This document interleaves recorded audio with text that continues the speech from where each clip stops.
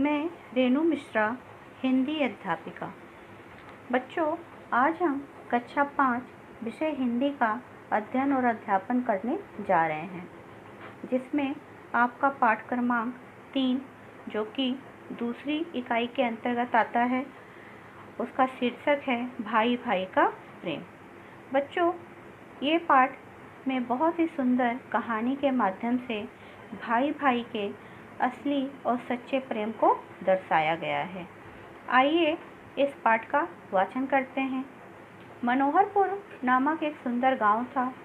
गांव की मिट्टी बहुत उपजाऊ यानी कि फर्टाइल थी। बहुत ही अच्छी मिट्टी थी कि उसमें कुछ भी फसल लगाई जाए वो अच्छे से होती थी। अतः गांव के अधिकांश लोग खेती का काम किया करते थे। इसी मनोहरपुर में दो भाई रहते थे। दोनों किसान थे। उनके घर अलग अलग थे, पर दोनों में बड़ा ही प्रेम था। दोनों भाई हमेशा एक दूसरे की भलाई की बात सोचा करते थे। मतलब मनोहरपुर गांव में दो किसान भाई रहते थे। दोनों आपस में बहुत प्यार करते थे। दोनों एक दूसरे की भलाई सोचा करते थे। और उस गांव के किसान हम अधिकतर खेती क्या करते थे। क्यों? क्योंकि वहाँ की मिट्टी बहुत उपजाऊ थी, बहुत अच्छी थी। फिर है, इस वर्ष पूरे गांव में फसल अच्छी हुई थी। कटाई हो चुकी थी। खलिहान में सबके अनाज के ढेर लगे थे। खलिहान मतलब खेतों के बीच में। एक दिन रात में बड़ा भाई लेटे लेटे सोचने लगा, मेरे दो बच्चे हैं, वे गृहस्थी में मेरी कुछ ना कुछ मदद करते ही हैं। मेरे छोटे भाई के बाल बच्चे नहीं हैं, उसे सारा काम अकेले ही संभालना पड़ता है, इसीलिए मुझे उसकी सहायता करनी चाहिए। यह सोचकर वो उठा और खलिहान में गया, यानी कि खेत की तरफ गया। क्या था कि इस साल गांव में फसल बहुत अच्छी हुई थी। सबने अपनी फसल पकने के बाद काट के वहीं खेतों के बीच में रख लिया था। सबके खलिहान यानी खेतों के बीच में अनाज के ढेर लगे हुए थे। एक दिन रात में जब दोनों भाई अपने घर में सोच रहे थे, तो बड़े भाई ने क्या सोचा कि मेरे दो बच्चे हैं, मेरी गृहस्थी में मेरी कुछ ना कुछ मदद करते हैं, और मेरे छोटे वाले भाई की तो शादी भी नहीं हुई है, उसके कोई बाल बच्चे भी नहीं हैं, उसे सारा अकेले काम संभालना पड़ता है, तो मुझे अपने छोटे भाई की सहायता करनी चाहिए। ऐसा सोचा उसने बच्चों, और वो खलिहान यानी कि खेत की तरफ गया। फिर है, खलिहान में अपने अनाज के ढेर से उसने 10 गठरी अनाज बांधा। उनमें से एक गठरी सिर पर रखकर छोटे भाई के ढेर की ओर बढ़ा। जैसे ही वो खलिहान में पहुंचा तो उसने क्या किया बच्चों? उसने पहले जो सबके अनाज के ढेर रखे थे, उसने अपने अनाज के ढेर में से 10 गठरी यानी कि 10 पैकेट उसने अनाज बांधा, और उस गठरी को अपने सिर पर रखकर वो छोटे भाई के ढेर यानी कि छोटे भाई के खेत में जहाँ उसके अनाज का ढेर था उस तरफ वो बढ़ा। ठीक उसी समय छोटा भाई भी अपने घर में बैठा सोच रहा था, मैं जवान हूँ, जितना चाहे उतना काम कर सकता हूँ, जितना चाहे उतना काम कर सकता हूँ, जहाँ चाहूँ वहाँ आ जा सकता हूँ। किसी कारणवश यदि खेती में फ़ायदा नहीं हुआ तो कोई दूसरा काम कर लूँगा। मेरा खर्चा भी कम है, लेकिन मेरे बड़े भैया तो बाल बच्चे वाले हैं, घर गृहस्थी के खर्च अधिक हैं, इसीलिए मुझे उनकी सहायता करनी चाहिए। ऐसा सोचकर वो भी उठा। तो बच्चों, देखा आपने, दोनों भाई सेम समय पर दोनों एक दूसरे की भलाई की बात सोच रहे थे। उधर बड़े भाई ने छोटे भाई के बारे में सोचा, और छोटा भाई भी अपने बड़े भाई के बारे में क्या सोच रहा है कि मैं तो अकेला हूँ, मेरा खर्चा कम है, बड़े भैया मेरे बाल बच्चे वाले यानी उनके बच्चे हैं, पत्नी है, उनकी गृहस्थी में खर्च है, मैं क्या, अगर मेरा फ़ायदा खेती में नहीं हुआ तो मैं कुछ दूसरा काम कर लूँगा, क्योंकि मैं तो अकेला हूँ। और ऐसा सोच कर वो भी रात में उठा और खलिहान में गया। फिर है, खलिहान में अपने अनाज के ढेर में से उसने भी 10 गठरी अनाज बांधा, और उनमें से एक गठरी सिर पर उठाकर बड़े भाई की ढेर की ओर बढ़ा।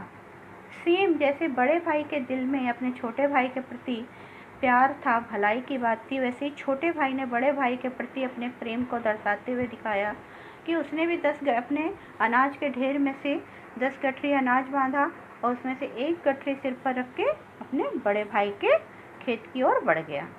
अंधेरी रात थी, हाथ को हाथ भी दिखाई ना देता था। इस वातावरण में, यानी कि वातावरण मतलब आसपास का जो एटमॉस्फेयर है उसे, इस वातावरण में दोनों भाई धीरे धीरे एक दूसरे के अनाज के ढेर की ओर बढ़ रहे थे। अचानक एक दूसरे से टकरा गए और दोनों चौंक कर एक साथ बोले, कौन है? मतलब रात अंधेरी थी, इतनी अंधेरी रात थी कि अपना ही हाथ एक दूसरे हाथ को नहीं दिखाई देता था। फिर भी दोनों भाई एक दूसरे के खलिहान की तरफ बढ़ रहे थे और रास्ते में वो एक दूसरे से टक्कर खा गए और दोनों भाई चौंक कर बोले, अरे कौन है? फिर दोनों भाइयों ने एक दूसरे को देखा, उनके सिर पर अनाज की गठरियाँ थी। दोनों भाई समझ गए। बड़े भाई ने कहा, छोटे, तुम्हारी मदद करने वाला कोई नहीं है, खेती का सारा काम तुम्हें अकेले संभालना पड़ता है। मैंने सोचा कि तुम्हारे पास अनाज अधिक होगा तो अधिक दिन तक घर चलेगा, इसीलिए मैं खलिहान से अनाज तुम्हारे ढेर में डालने जा रहा था। भैया, आप बाल बच्चे वाले हैं, आपके खर्च अधिक हैं, आपको अधिक मात्रा में अनाज की आवश्यकता होती है, इसलिए मैं खलिहान से अनाज आपके ढेर में डालने जा रहा था। देखा बच्चों, इसे बोलते हैं भाई भाई का प्रेम। दोनों भाई एक दूसरे के भलाई और हित की बातें सोच रहे थे। बड़े भाई ने कहा, मैं तुम्हारी मदद करने आने वाला था, क्योंकि तुम अकेले हो, तुम्हें कोई संभालने वाला नहीं है, तुम्हारे पास अधिक अनाज होगा तो तुम अधिक दिन तक खाओगे। और छोटे भाई ने क्या सोचा कि अगर बड़े भाई के पास खर्चा अधिक है, अगर मैं उनको अपनी ओर से अनाज दे दूँगा तो उनके घर गृहस्थी में उनके बाल बच्चों का मदद हो जाएगी।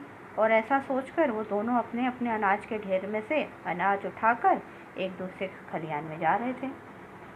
अपनी बात कहते सुनते दोनों भाइयों की आंखें भर आईं। दोनों रोते हुए एक दूसरे के गले लग गए। बच्चों, ये प्रेम है जो अपनों को अपनों के पास बुलाता है, अपनों के हित की चिंता करने की सीख देता है, सोच देता है।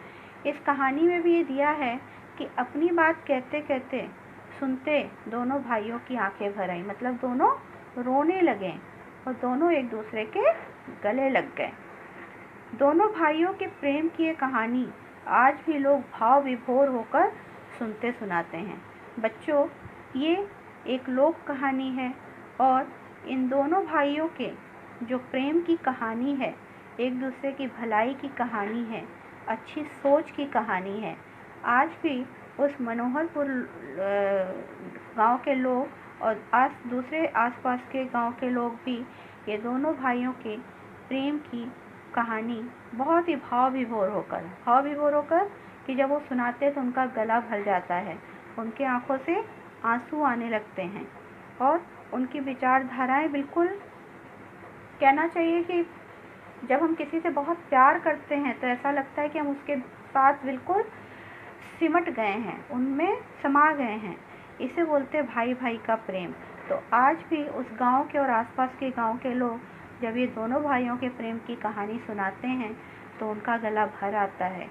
वे भाव विभोर होकर एक दूसरे को सुनते सुनाते हैं और लोगों को भी सीख देते हैं कि किस तरीके से हर एक परिवार में हमें भाई भाई में प्रेम होना चाहिए, माता पिता में प्रेम होना चाहिए, हर एक दूसरे को भाई बहन से प्रेम होना चाहिए और हर जगह हमें हमेशा प्रेम का वातावरण रखना चाहिए, जिससे परिवार प्रफुल्लित होता है। कुछ परिवार में ऐसा ही भाइयों में और सभी भाई बहनों में प्रेम होना चाहिए, तभी परिवार आगे उन्नति और तरक्की कर सकता है। बच्चों, यहाँ मैंने आपके वर्कबुक पर आधारित जो प्रश्न उत्तर हैं उन प्रश्नों के उत्तर मैंने लिखे हैं। आपको सुंदर अक्षरों से अपनी वर्कबुक में लिखना है। धन्यवाद।